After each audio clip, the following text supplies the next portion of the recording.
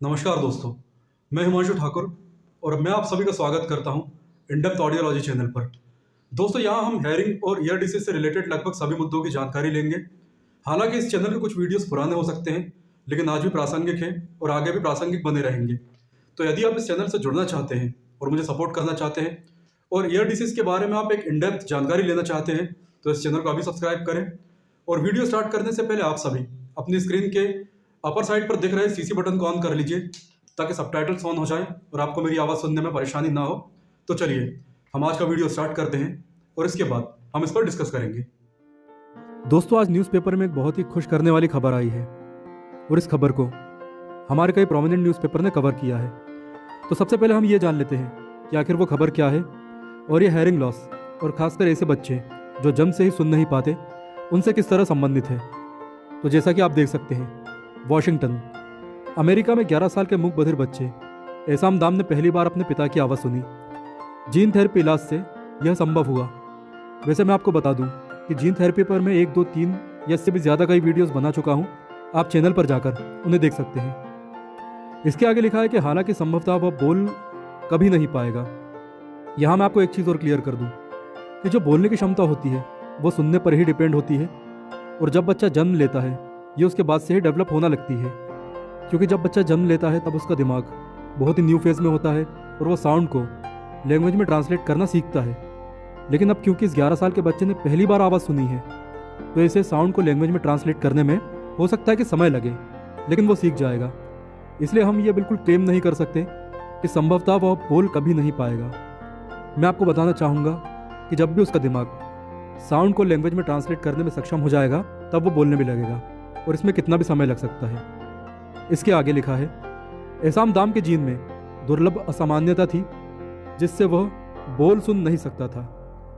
अब क्योंकि बच्चे को जेनेटिक म्यूटेशन था, इसलिए उसकी सुनने की क्षमता चली गई। तो जीन थेरेपी के द्वारा उसकी सुनने की क्षमता फिर से वापस आई है। और इसके बाद हम इस खबर का पूरी तरह डिटेल एनालिसिस करते हैं। जैसा कि आप देख सकते हैं, यह द न्यूयॉर्क टाइम्स का एक आर्टिकल है और इसमें लिखा हुआ है, gene therapy allows an 11-year-old boy to hear for the first time. यानी कि जीन थेरेपी के द्वारा एक 11 साल का बच्चा जीवन में पहली बार सुन पाया। इसके आगे लिखा है, the genetic treatment targeted a particular kind of congenital deafness. यानी कि जो ये जेनेटिक ट्रीटमेंट दिया गया था, इसने एक विशेष प्रकार के जो कि जन्म से होने वाला बहरापन या श्रवण बाधिता रहती है उसे टारगेट किया। और आगे लिखा है, and will soon be tried in children who are younger. यानी कि यही ट्रीटमेंट मेथड उन बच्चों पर भी ट्राई किया जाएगा बहुत ही जल्दी, जो कि 11 साल से छोटे हैं या बहुत ही छोटे हैं। चलिए अब हम इस न्यूज़ का पूरी तरह से विश्लेषण करते हैं। तो सबसे पहले आप एसाम दाम को देखिए। यही वो बच्चा है जिसे एक सक्सेसफुल जीन थेरेपी दी गई है और इन्हें कंजेनिटल हेयरिंग लॉस था, और जीन थेरेपी के बाद ये फिर से सुनने लगा है।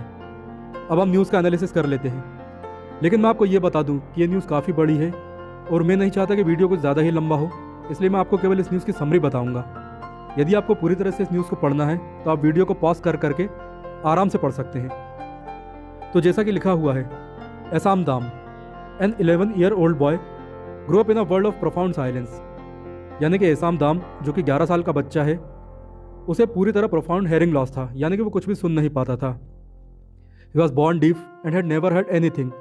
यानी कि उसे जन्म से ही श्रवण बाधिता थी और उसने कभी भी कुछ नहीं सुना था। और वो मोरक्के की एक पुअर कम्युनिटी में रहता था, यानी कि उसके माता पिता काफ़ी गरीब थे और वो केवल साइन लैंग्वेज से ही अपनी बातें कर पाता था, जैसा कि हेयरिंग लॉस से ग्रस्त बाकी बच्चे कर पाते हैं। इसके बाद वो लोग स्पेन गए, उसके पिता स्पेन गए और अपनी फैमिली को भी वहाँ ले गए। और उसके बाद उन्होंने एसाम दाम को एक हेयरिंग स्पेशलिस्ट को दिखाया, जिन्होंने कि एक सरप्राइजिंग यानी कि आश्चर्यजनक सजेशन दिया कि एसाम जो है वो जीन थेरेपी का जो होने वाला क्लिनिकल ट्रायल है उसके लिए एलिजिबल बच्चा है। यानी कि जीन थेरेपी जो कि एक ट्रीटमेंट की न्यू मेथड है, आप एसाम को उसके लिए भेज सकते हैं, वो उसके लिए पूरी तरह से एलिजिबल है। तो 4 अक्टूबर को एसाम को फिलाडेल्फिया के चिल्ड्रंस हॉस्पिटल में ट्रीटमेंट दिया गया और वो ये पहला व्यक्ति बना जिसने कि जीन थेरेपी द्वारा कॉन्जेनिटल डीफनेस को ठीक किया।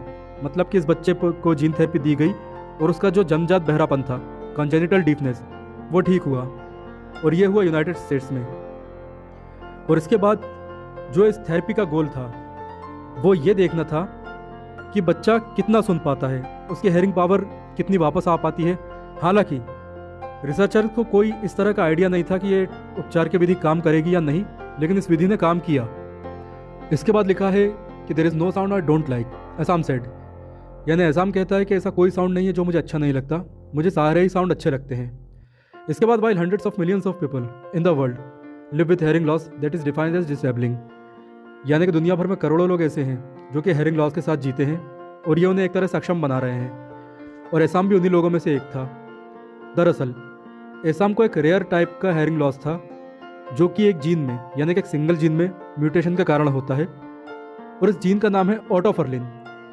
ऑटोफर्लिन डीफनेस दुनिया भर में लगभग 2 लाख लोगों को प्रभावित करती है, और इस जेन थेरेपी का लक्ष्य यह था कि वो इस म्यूटेटेड, यानी कि जिस जीन में, जिस ऑटोफर्लिन में म्यूटेशन हो चुका है, जो कि प्रभावित है या खराब हो चुका है, उसे रिप्लेस कर दे एक फंक्शनल, यानी कि वह जीन जो कि अच्छी तरह काम करता है, उस जीन के द्वारा इस म्यूटेटेड ऑटोफर्लिन को रिप्लेस कर दिया जाए। इसके बाद लिखा है कि अभी डॉक्टरों को अधिक से अधिक रोगियों पर, खासकर छोटे बच्चों पर, इस थेरेपी को टेस्ट करने में काफ़ी समय लगेगा, लेकिन रिसर्चर्स ये भी कहते हैं कि एसाम जैसे जो रोगी हैं उन पर इस थेरेपी की सक्सेस दूसरी तरह के कंजेनिटल डीफनेस, यानी कि जिन बच्चों को दूसरी तरह का जन्मजात बहरापन होता है, श्रवण बाधिता होती है, उसे ठीक करने में भी काफ़ी सहायतापूर्ण साबित हो सकती है।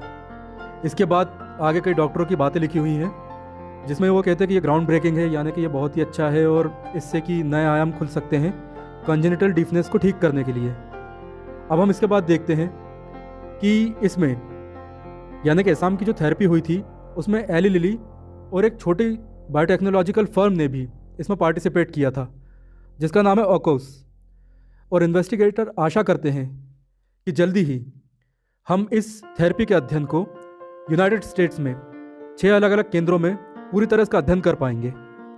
इसके बाद जन्मजात बहरेपन, यानी कॉन्जेनिटल हेयरिंग लॉस को ठीक करने के लिए जो इस जीन थेरेपी का उपयोग किया गया है, या फिर कई दूसरी तरह की जो जीन थेरेपी उपयोग की जा रही हैं, जिन पर रिसर्च की जा रही है, जिन्हें डेवलप किया जा रहा है, उनके संबंध में दुनिया भर में क्या काम चल रहा है, आप इसकी पूरी जानकारी इस वीडियो के माध्यम से, इस आर्टिकल द्वारा ले सकते हैं।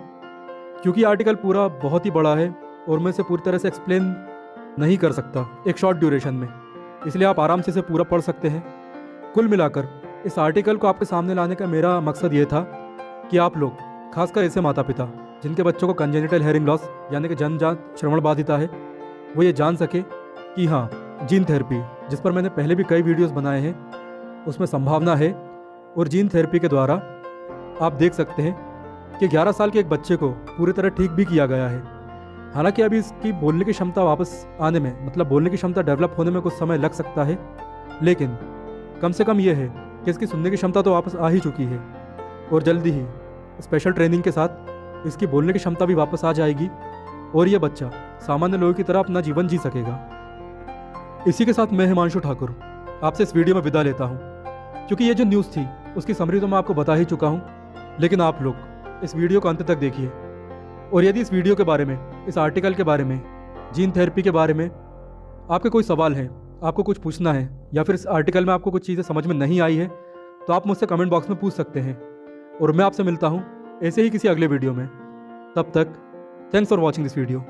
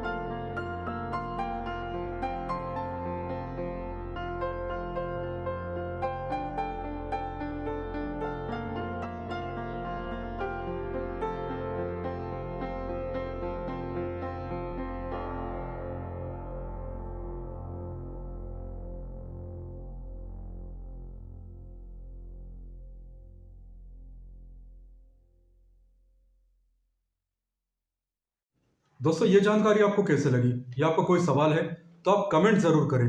और यदि आप मुझे इंस्टाग्राम पर फॉलो करना चाहते हैं तो इंस्टाग्राम आईडी इस वीडियो के डिस्क्रिप्शन बॉक्स में है। And again thanks for watching this video.